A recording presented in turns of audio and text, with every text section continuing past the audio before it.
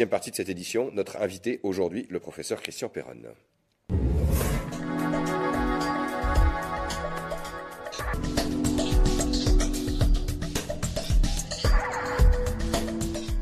Bonjour professeur, Bonjour. Merci d'avoir accepté notre invitation. Vous êtes le chef du service de maladies infectieuses à l'hôpital de Garches. Vous animez une conférence ce soir à l'espace Jean Frappat d'Argenton-sur-Creuse.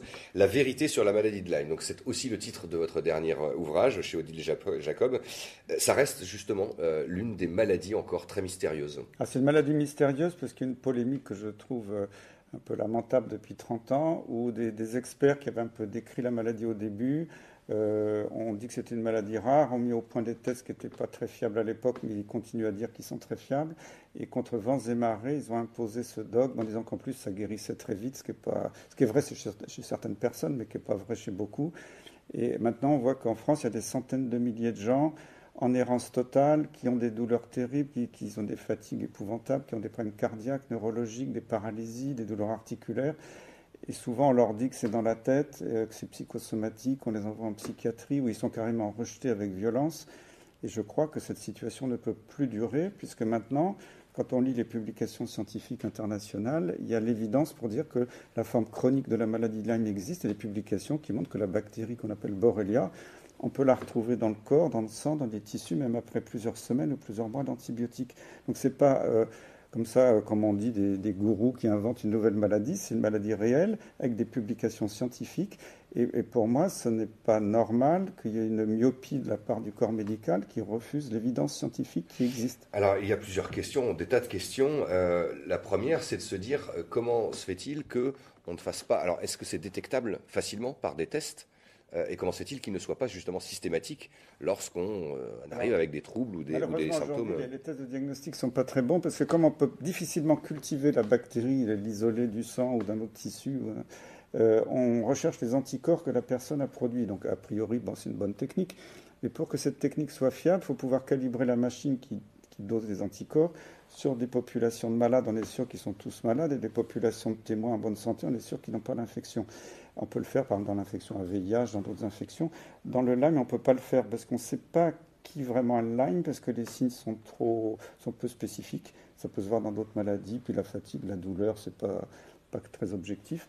Et puis, qui est vraiment pas lymé dans la population, on ne sait pas. Les témoins, ils peuvent aussi être porteurs de la bactérie sans qu'on le sache. Donc ça, c'est le péché originel de ces tests, c'est qu'on ne sait pas les calibrer. Et au lieu de l'avouer, parce que c'est une évidence scientifique, les gens disent « ouais, on a fait un test qui est parfait ». Et ça, ce n'est plus possible de tenir ce genre de discours, et c'est contredit par des publications scientifiques. Alors, avant de revenir sur les traitements qui existent, comment se fait-il aussi que finalement... Alors, peut-être on va parler des traitements, parce qu'il y a quand même des solutions. Si c'est pris à temps, si on le détecte, si on voit, si on sent qu'il y a une piqûre de tique qui a été... Pour rassurer la population, il y a des formes bénignes, des gens qui guérissent tout seuls, des gens qui guérissent après des durées courtes de traitement. Ce qu'il faut rappeler, c'est que 3 fois sur 4, quand vous avez la maladie de Lyme, vous n'avez aucun souvenir de la piqûre de tique, parce que si un bébé tique, ça fait 2-3 mm, il vous pique dans les cheveux, dans le dos, vous ne le voyez pas, et vous contamine. Après, 1 fois sur 2, il y a la tache rouge en cocarde centrifuge, qu'on appelle l'érythème migrant, on la piqûre, mais c'est 1 fois sur 2. Alors si vous l'avez, allez voir tout de suite votre médecin. Ne faites surtout pas de test sanguin parce que ce n'est pas recommandé, il est négatif à ce stade, mais il faut exiger de son médecin au minimum 2 semaines d'une bonne dose d'antibiotiques. C'est la recommandation universelle, il n'y a pas de polémique, mais il faut le faire. Malheureusement, ce n'est pas fait. Et après, ça peut déjà, en tout cas, limiter la... oui, ça peut. Ça ne réduit pas à 100%, mais ça réduit beaucoup le risque de progression de la maladie.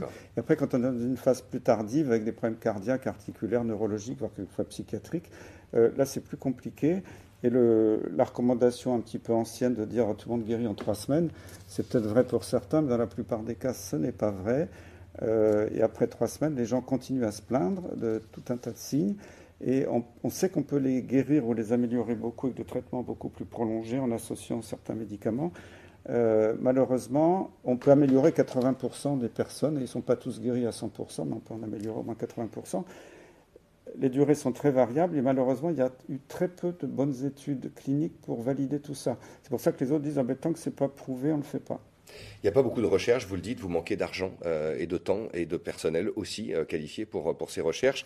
55 000 nouveaux cas enregistrés en 2016, multipliés par 10 en France ces dernières décennies, mais parfois, vous m'avez dit hors antenne, par 30, plus de 30 en sud de la Pologne. Comment expliquer cette progression fulgurante de la maladie? Alors peut-être qu'on la connaît mieux, qu'on la diagnostique mieux maintenant, parce qu'avant elle n'était pas connue, ça peut jouer, mais il y a aussi une vraie augmentation. Et ce que disent tous les spécialistes des insectes, les entomologistes, là, il y a une augmentation très importante du nombre de tiques dans le monde, en Europe, en Amérique du Nord et peut-être ailleurs aussi. Alors, il y en a qui accusent le réchauffement climatique, d'autres qui disent on a supprimé, il y a la moitié des animaux qui ont disparu en Europe, des reptiles, des batraciens, des oiseaux et d'autres animaux qui étaient des grands prédateurs de tiques. Et moi, quand je discute avec des forestiers dans les Vosges, dans la Creuse, ils me disent mais il y a beaucoup plus de tiques qu'il y a 20 ans. Avant, on en avait une de temps en temps qui nous grimpait dessus. Maintenant, il dit on met un doigt de pied dehors. Il y en a 20 qui grimpent sur nos jambes. On est piqué beaucoup plus souvent. Ça, je crois que c'est une évidence. L'homme a bouleversé un petit peu l'environnement. Il faut mettre l'accent, je crois, sur la prévention. Quand vous allez dans la nature pour votre boulot, pour les loisirs, on n'est pas piqué qu'en forêt. Dans un tiers des cas, c'est dans son jardin. On peut mettre des répulsifs, c'est des produits qui chassent les tiques.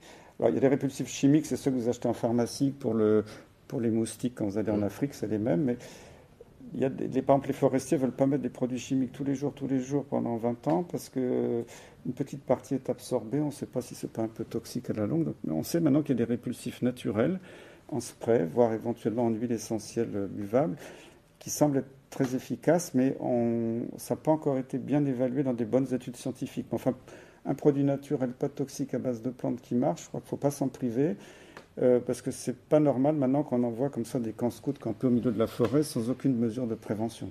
On pourrait vous écouter encore des heures. Alors pour ceux qui le souhaitent, rendez-vous à 20 h à l'espace Jean Frappat d'Argentan-sur-Creuse ce soir pour cette conférence. Et puis pour tout le monde, chez Odile Jacob, donc les secrets de la maladie de Lyme. Donc c'est votre dernier ouvrage, La vérité sur la maladie de Lyme. Merci infiniment Christian Perron d'être venu nous voir. Merci.